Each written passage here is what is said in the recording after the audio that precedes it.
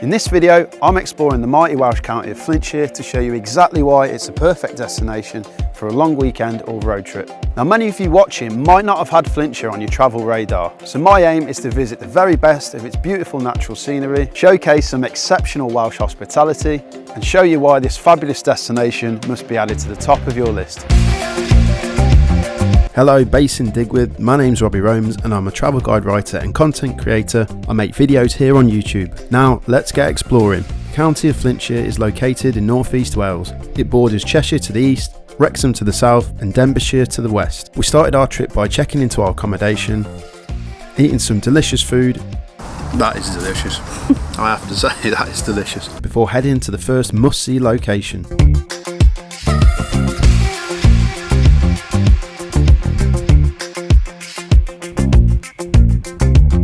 So right now I'm stood in the north part of Flintshire on the famous Talica Beach. One of the main attractions, which you can see behind me, is the Point of Ayre Lighthouse. So this impressive 18-metre lighthouse was actually first established in 1776. It was later decommissioned in 1884.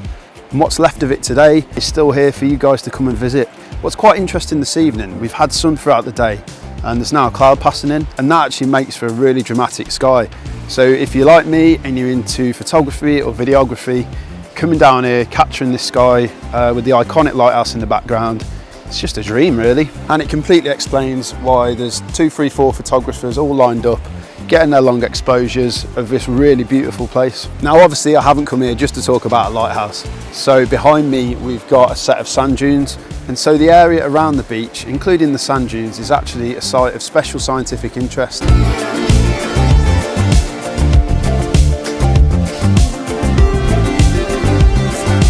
So another fantastic feature about this beach, like a lot in Wales to be honest, is that it's dog friendly. And it's strange because every time I take the dogs somewhere with sand dunes, they just seem to run through it like they're young puppies again. I don't know what it is, but they were doing that here for sure.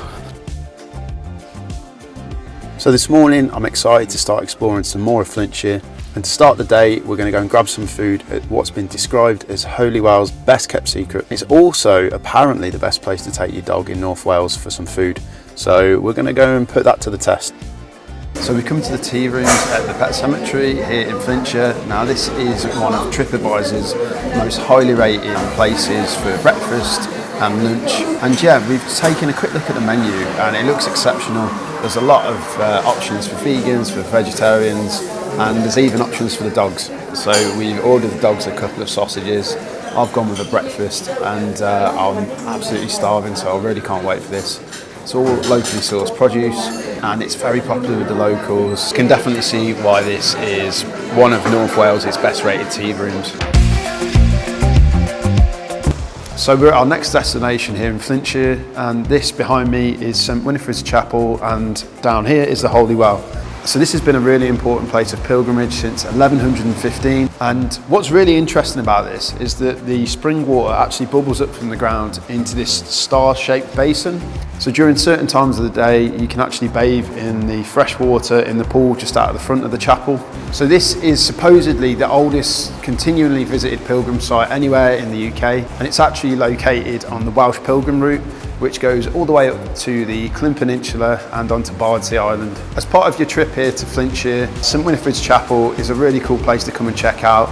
Anyone really with an interest in history, or perhaps you want to come to a place, real peaceful place to pray, or even just to have sort of a quiet reflection and some time to yourself, this is the place to come to. And it's a place that quite surprisingly I'm really enjoying, to be honest. On road trips, it's always the unexpected places that capture your imagination. So we were just driving down this road yesterday and we spotted this farm. It's called the Mynyd Mostyn Dairy. So they've set up this pretty cool self-service vending machine kiosk on their farm. And for example, in this one, there's a load of locally produced fudge, sausage rolls, all sorts of cakes, brownies, local drinks. And the cool thing for me as a massive dairy milkshake lover, you can get locally produced milk from the farm here, out of the vending machine. And so if you're feeling a little bit peckish like me, you can come down and get a sausage roll that's been made on the farm right here. It doesn't really get any fresher or more local than that. So after a busy day exploring, we're now at the Crown Inn at Trelawnyd, and if there's one thing that Flintshire and North Wales in particular is famous for, it's certainly its traditional country pubs that serve local food. So we've actually been joined by our friends Laura and Ryan. We're going to have some locally sourced food and a pint. A cracking way to end this day. To say I enjoyed my lamb shank here at the Crown Inn would be the understatement of the year. I might as well clean the plate and just give it them to put back straight on the shelf. And I think when you come on a long weekend or a road trip around this part of North Wales, it's just like a rite of passage to come into one of these country pubs and get some of this traditional home cooked food. And I'm sure everybody else would agree. It has to be done. The following morning, we decided to hike up Moel Vamai, the highest point in Flintshire and the highest hill in the Clwyddian range. We opted to take the Jubilee Tower circular trail, which was 6k in length and should roughly take about 2 hours. The views at the top were breathtaking. You can see right the way to Snowdonia and across the Dee Valley. Now don't get me wrong, the trail was steep in places, but generally not too difficult. Overall, this is a must-do hike for all outdoor lovers when visiting the area.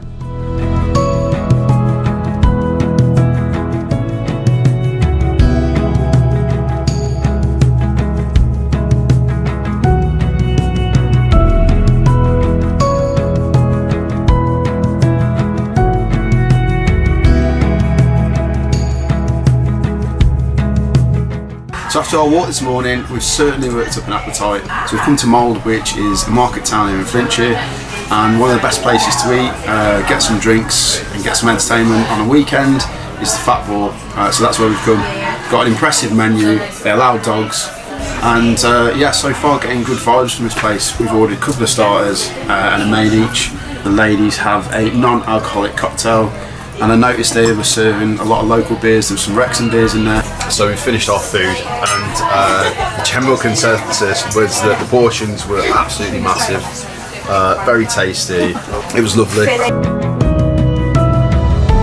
The next location on this Flintshire road trip is the Hardent Estate, and the reason we're actually here this afternoon is to experience one of the multiple events they have throughout the year, and it's called Summer Camp, where we get to experience a number of food, drink tasting. We can do some wild swimming, stand-up paddle boarding, there's a sign writing class, there's a number of talks going on in and around the grounds. We're also staying here on the campsite with some really posh loos, showers, all that sort of stuff, and we're just really looking forward to exploring a little bit more. We really enjoyed our experience at the Hardent Estate and would certainly recommend visiting their farm shop, which sell the most delicious freshly baked croissants and a pain au chocolat that will live in my head rent-free for years to come. So in the background behind me, you may be able to make out the ruins of Flint Castle. So this could well be a perfect stop off on your long weekend or your road trip here to Flintshire. Now, if you know anything about North Wales and its history with castles, specifically Edward I, you might actually know that this was the very, very first castle he built here in North Wales. And so the castle is actually dominated by the tower just in front of me here on the southeast corner. So if you do want to come and visit Flint Castle on your own trip, there's a couple of car parks nearby, completely free to park. Dogs are welcome, and it's actually free to get in here. The gates do close at certain hours, so please check before you come. My next stop was the popular Greenfield Valley Heritage Site, set over 1.5 miles with over 70 acres of ancient woodland and over 2,000 years of history. One of the main sites here is Basingstoke Abbey, a medieval religious centre that was first founded in the 12th century. The Abbey is actually the starting point for the North Wales Pilgrim's Way, which ends at Bardsey Island. Now, I'm no expert in ancient architecture, but this site was so impressive to explore. The rest of the heritage site features former mills, scenic lakes, ideal for picnics, dog walks, or even bike rides. This was a real charming location that must be explored on your own trip to Flintshire. So I've come to what's probably going to become the last stop of my trip here in Flintshire, and I'm setting off on this trail at Wepper Park. So located in Connors Quay, Wepper Park is an ancient woodland that's really important with local people. It's that important actually that over 200,000 local people visit this place every single year. I'm making the walk from the car park up towards the famous waterfalls and yet another castle, and according to Google Maps, it's the best part of a mile each way.